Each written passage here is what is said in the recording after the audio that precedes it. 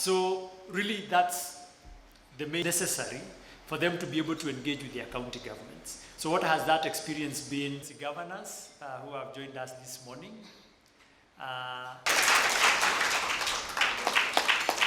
And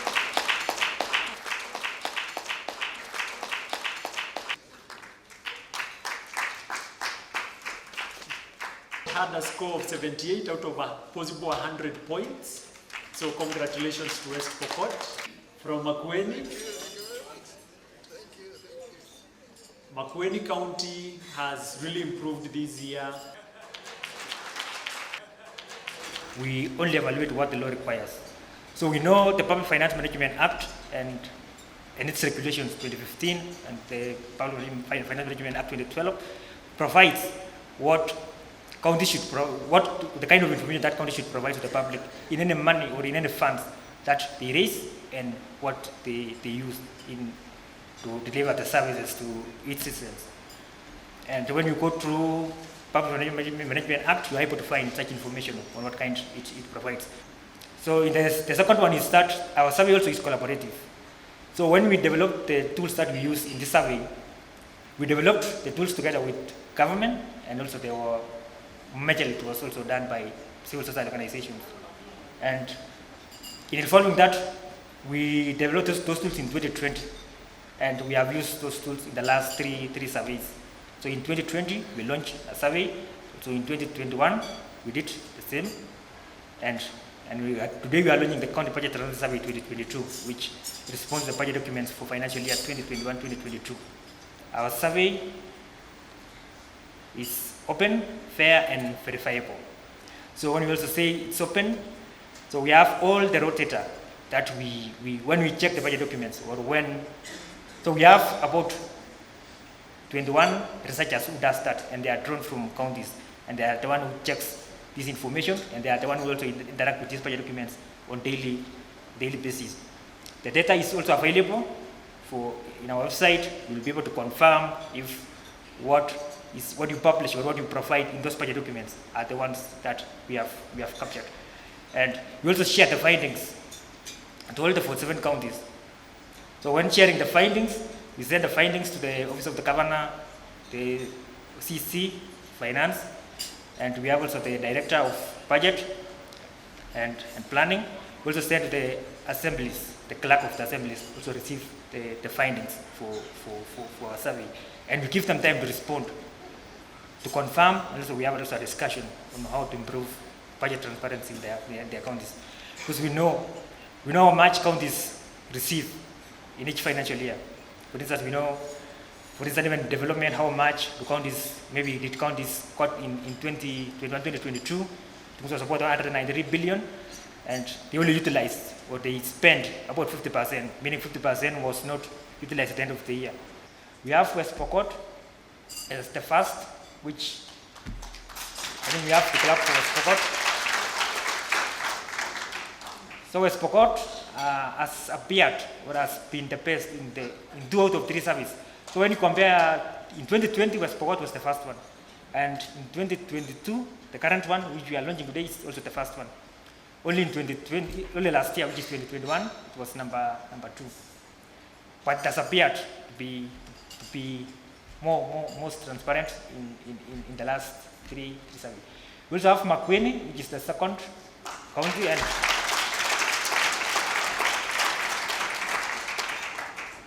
and it provides 75 out of 100 points, which just follows West Pokot. We also have Kwale County, publishing 74. So providing 74 out of 100 points. So those are the top 3 counties that provided information above 70 out of 100 points. And we have the fourth county is Kitui, which died with Nyeri, so they have the same score at 69 out of 100 points. And so some trends when you see the top counties. So in the last few surveys, they have also been somewhat transparent and providing most of the information. When you go to the top 10, except Kwale, which came from or mostly it improved. But when you also see counties that are in top 10, can be able to see there is also Nairobi, there is Samburu, there is also Mandera, Nandi, and Lamu, which also scored 60 out of 100 points. And on the lower side, can be able to see some counties that never showed an effort to be transparent. We have Wajir, and we have also Migori, and we have Kajiado and Isiolo.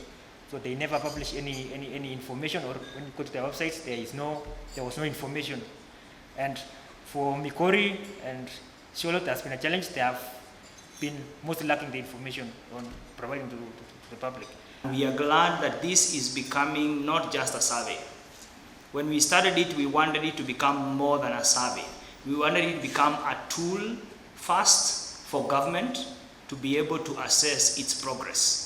And some of you may be wondering, why are you putting so much spotlight on the county governments? Why are you not doing something on the national government? We run an open budget survey that focuses on the national government. Perhaps we don't shout as much about it, but we do a comprehensive work. It compares about 120 countries, and that looks at the national government. But we also decided to focus on the county governments because for us, we believed that devolution, still do, that devolution is the game changer for this country moving forward. And that has not changed. I know it's been 10 years down the road, and some of us perhaps have had different experiences of this, but amazingly, this is still our conviction. With that is to tell you that what we are trying to do is a work that is Kenyan. And I started by saying that our desire is that the county budget and transparency survey is beyond a survey. It is not just a data collection process. It is of utility value to the counties for them to be able to assess, and remember what Kipkorir said earlier, that we assess against the law. So we do not try to create our own things. Everything that is assessed here is what we have committed to do. But more importantly, it's about improving for the greater goal of improving service delivery for the country. And then secondly, is also to say that for us, CBTS is also a mechanism and a way to strengthen capacity for research and rigorous analysis at the county level. How do we do this? This survey is undertaken by 20 individuals based in the different counties. Therefore, it's not something that we do at IBP and send. It is done by 20 of the budget facilitators that we've just talked about. And that is becoming a critical tool for strengthening capacity for research and rigorous analysis at that level. But finally, it is also a tool for advocacy by citizens. When you just even if you take one module on the county fiscal strategy paper, it has a number of questions that you can walk into your county government and ask, where is this information? Where is this kind of information? Because it is important for me. When we talk about non-financial information, it's very important because it is there that we are able to say, we have spent X amount of shillings, have we achieved Y amount of services? And if we haven't, why haven't we? And what can we do to be able to improve? And therefore, our hope is that increasingly the county budget transparency survey will become a tool that is usable, but also even for the people who support this work to be able to see which are the areas. Because for instance, right now, just a focus on non-financial information already indicates is a critical area that we want to go. The Institute of Public Finance, our work is to generate evidence and use that evidence for advocacy and also provide technical support to both state and non-state actors. 10 years ago, when we started, when we founded the Institute of Public Finance, our work was in Kwale and Makueni County. I'm privileged to lead the open budget survey at the national level. So I analyzed the national government budget, comparing it across 120 countries. And the Open Budget Survey is the world's only comprehensive survey with regards to government budget transparency. And I know our UNICEF colleagues who we worked with closely over years can attest to that. So even as we launch this transparency survey, we continue to call out the county governments to look forward to the next level of scores where we are. We want to move West Pokot to 80, Kwale to 81, to 79, or just below where Governor Kachapin is. But we are so proud, and we've seen the the coast region, the increase, the percentage change it's exciting. It's a privileged moment, and I see. And first of all, congratulations to all the top 10 winners, especially to the Governor, Mr. Simon Kachapin from West Pokot, from Makunene, and all the top 10 winners. And it is indeed, I could see the energy on the table, but I could also see the vibes. So sometimes competition is good, and it's always good. So it is indeed a great pleasure and honor to be here for the launch of the third County Budget Transparency Survey 2022. In fact, a remarkable initiative taken by the International Budget Partnership since 2016, as I am told, across all the 47 counties. As has been said, devolution is a very important means to improve service delivery of citizens. I mean, devolution in itself is meaningless without necessarily having an impact on ground. So therefore, transparency in public finances is the cornerstone of a healthy, decentralized democracy. It empowers citizens, promotes trust, as mentioned by Mr. James, and fosters inclusive and sustainable development. It is through transparency that we can ensure the efficient allocation of resources, effective quality service delivery at the doorstep, and proper management of the public finance. The Kenya County Budget Transparency Survey also serves as a vital tool to assess the progress we have made in the crucial aspect of governance. And good governance ensures political, social, and economic priorities are based on collective consensus in society that represents the voices of the poorest and the most vulnerable that are heard in decision making over the allocations of development resources. We as UNICEF firmly believe in the framework of devolution, where counties play an important significant role in delivering essential basic social services for its citizens and including children. And through our engagement on the county integrated development planning processes, we support national and county governments towards effective optimization of funds to reduce poverty and provide public services for the most vulnerable, especially the children and women. The latest Kenya Demographic and Health Survey 2022 underscored some of the positive indications that the quality of life in Kenya continues to improve since the introduction of decentralized devolution in the country. By analyzing and understanding these aspects, we can identify the gap area, as was already listed, and devise effective strategies to bridge any existing gaps for the benefits of the citizens, including children. Distinguished guests, UNICEF's priority is about maximizing results for children. Over the past few years, we have increasingly focused our efforts in Kenya on strengthening national systems, on public finance management systems that can respond to the needs of the poorest children and families at national and county level. So I understand, and has been confirmed by the directors of the Committee for the Council of Governors, that the survey must lead to a dialogue between citizens and the government leadership, both at the national and county level, and help rationalize adequate and effective resources for children, women, and poorest in the society. I'm happy that my county is among the best counties, and I must say, I should be number one, first female governor, so I may be number one in terms of gender. I have all the status of my project in mind.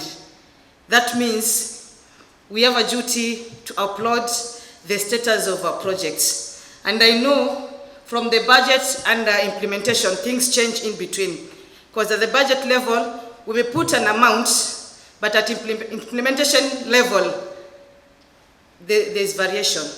We may spend less than what was budgeted, or we may need to variate and add more. So the public needs to be informed. So I guess IBP, we are ready as a county to partner with you, work closely with you.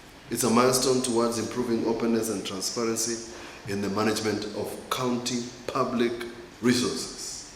Transparency began way back during creation when God said, Let us make man in our image and after our likeness. There was participation on transparency on the intentions. The Constitution 2010, which we all pride ourselves, provides the tenets and foundations for transparency, accountability, public participation, and equity in not only sharing the resources but sharing the development outcomes.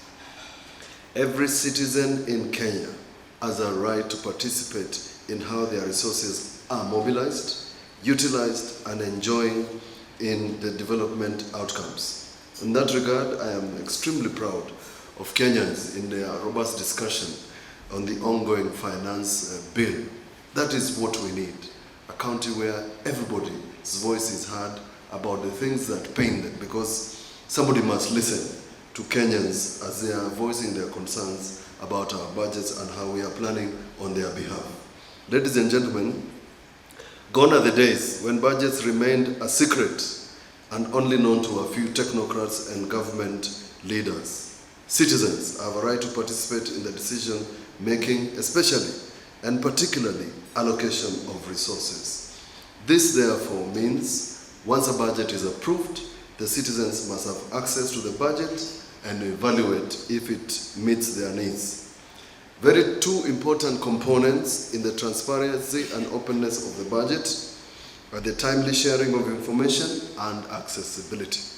The information shared must reach the last citizen. I've heard what my colleague has said. I think we want to put all those number 1, 2, 3 on notice. You have seen Lamu County has improved.